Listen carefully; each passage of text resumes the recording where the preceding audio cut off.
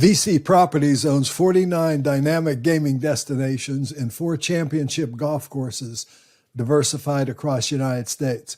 This triple net lease real estate investment trust offers investors a 5% yield currently. Watch this video and see if you should be investing in VICI Properties.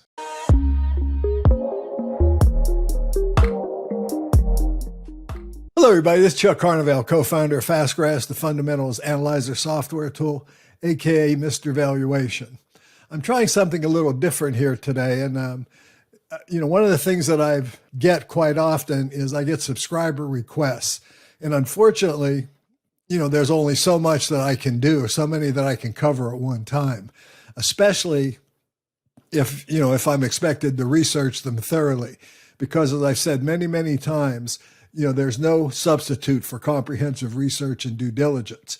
But having said that, one of the things that I can do, I think, and I'm going to try experimenting here, and I'm really curious to see how y'all feel about it, I'm going to offer just kind of introductory research candidates of companies that you asked me to look at where I think look reasonably attractive, but that I have not fully researched. In other words, I'm going to let you do the heavy lifting of the research if you find what I'm showing you on the video to be attractive or not. And the first one I'm going to do is VICI Properties. This is one of the most heavily requested companies I've been asked to cover.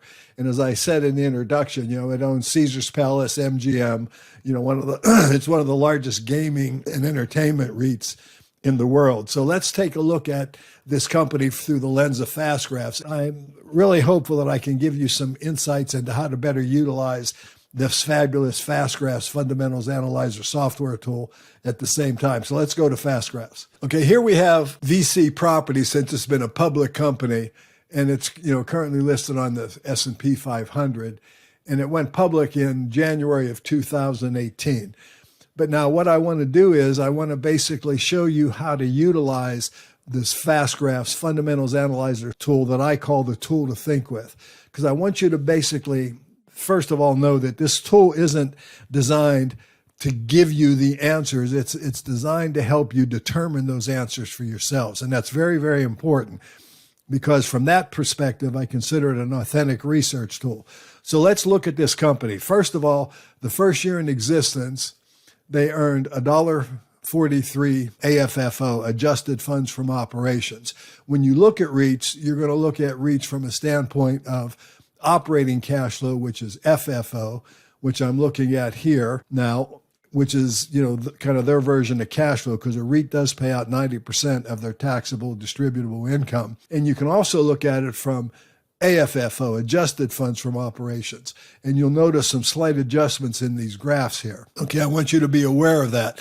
Now, the one thing I want to point out, there's less consistency in how companies calculate AFFO, and it's much more standardized in how they have to, how the industry calculates FFO.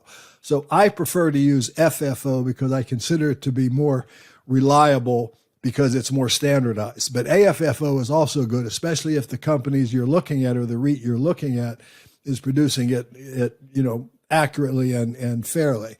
But let's analyze what we see here. Now, first of all, we end up looking at this growth rate of 37% per year. And when FastGraphs, gets companies that are growing over 15%, we use the PE ratio equal to the growth rate, or price to FFO ratio in this case, equal to the growth rate. But we always cap that at 30.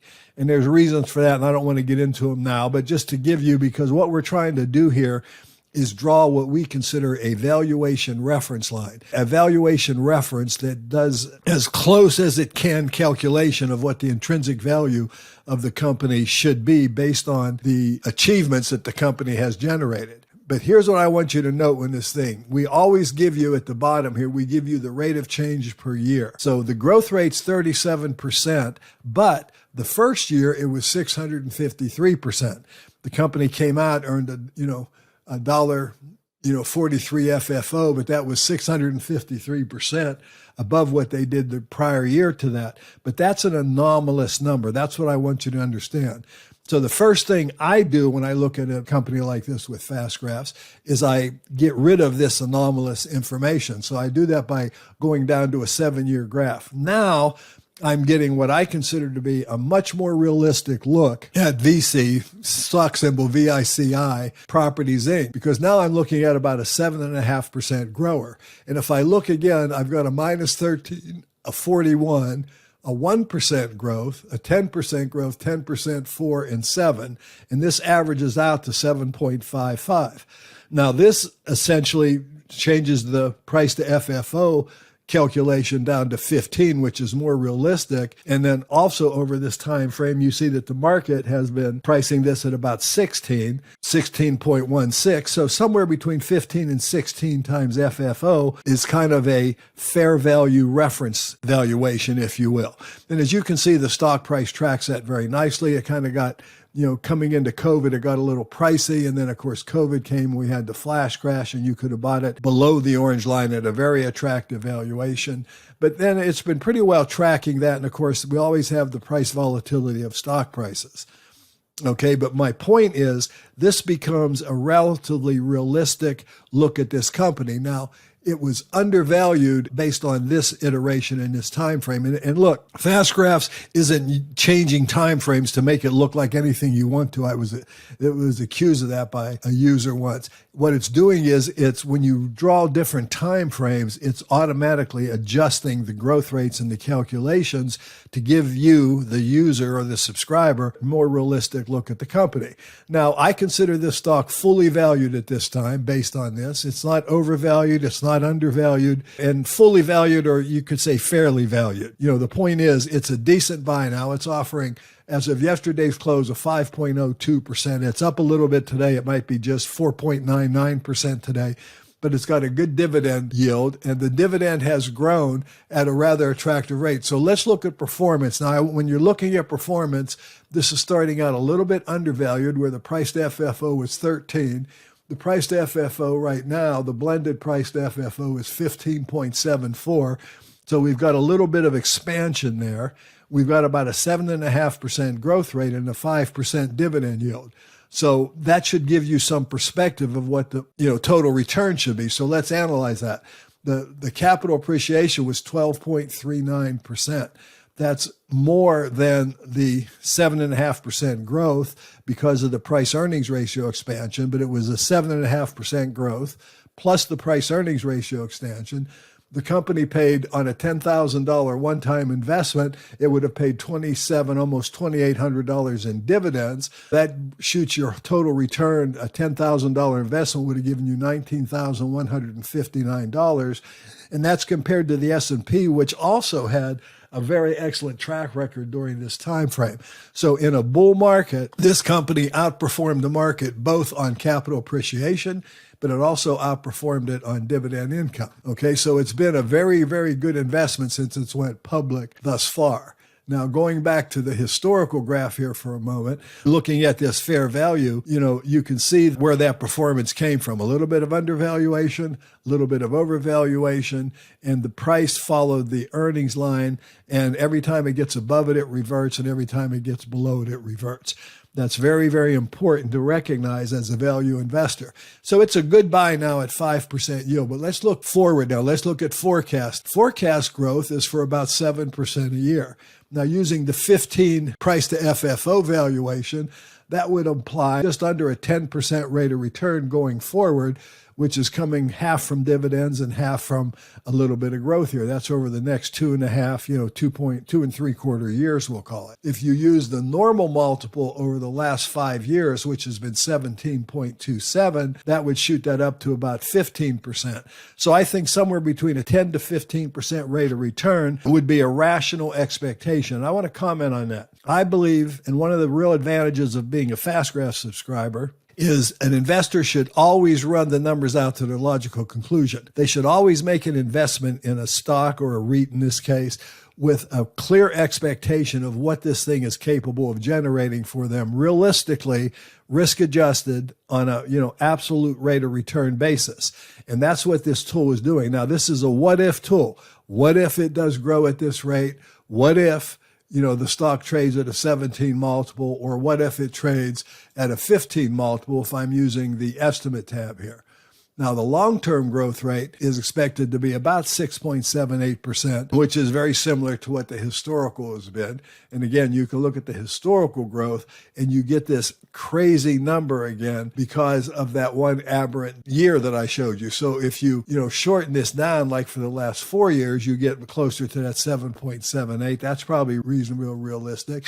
And if you wanted to be real conservative, you could use the 2-year number, which was about 5%. So now you can calculate kind of, best case, maybe mid case, and maybe, negative case, if you will, or I don't want to call it worst case. The worst case can be the company goes out of business, but that doesn't seem to be the case here. This is a BBB minus real estate investment trust, which is very, very high as real estate investment trusts go. You won't find many with a higher rating than that. You will find some, but not many. So I like this REIT. I like it here. I think it offers a good rate of return, especially if you're looking for income, but it also offers you some performance from a standpoint of capital appreciation or total rate of return. Now, if we look at performance, again, I want to emphasize that the dividend has been growing at about 10.8%. Last year, it grew at about 8.7%. The dividend growth rate has kind of slowed down and then kind of reaccelerated and then slowed down again. So I'm thinking 7 or 8%. I might shorten this time frame one more time and come up with more of a 8.5%, return. I might think more of 7% based on what the forecasts are.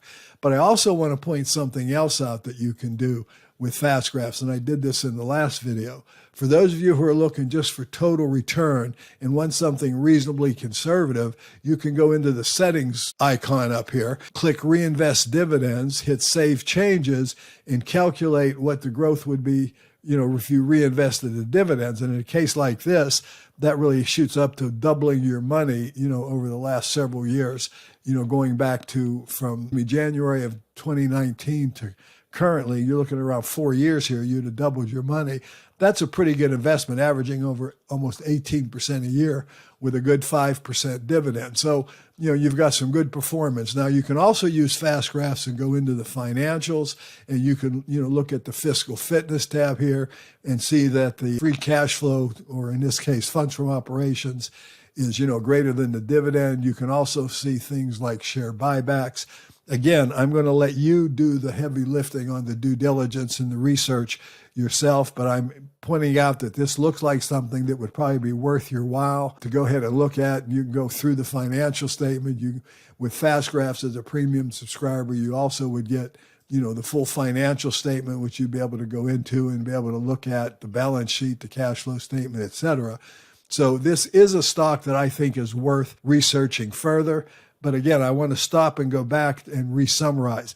When you see an aberrant number like this and you see crazy growth rates, calibrate those. Calibrate those numbers. Come down to something that looks a little more realistic, like we see right now with VICI Properties when looking at it here. And I'm looking at AFFO now, which was slightly different than the FFO that I showed you, that I did most. Now, when you look at earnings on a company like this, you don't really get a clear picture. That's why you want to use, when you're looking at REITs, you want to look at the cash flow metrics.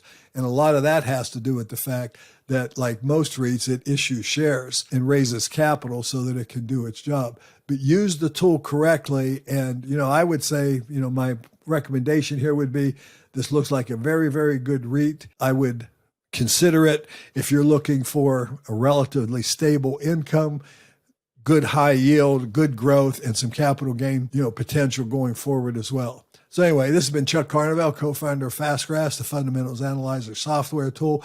This is kind of going to be a subscriber request series.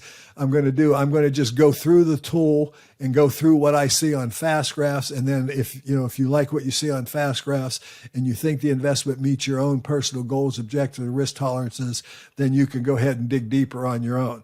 I hope you enjoyed this video. Tell me what you think about this format. I'm looking at it as kind of an experiment right now. By the way, if you like the video, obviously ring the bell, give me, subscribe to the channel if you haven't already, and take a hard look at FastGraphs. What a great tool to help you make wiser investment decisions long term. Thanks for watching. Talk to you guys again real soon.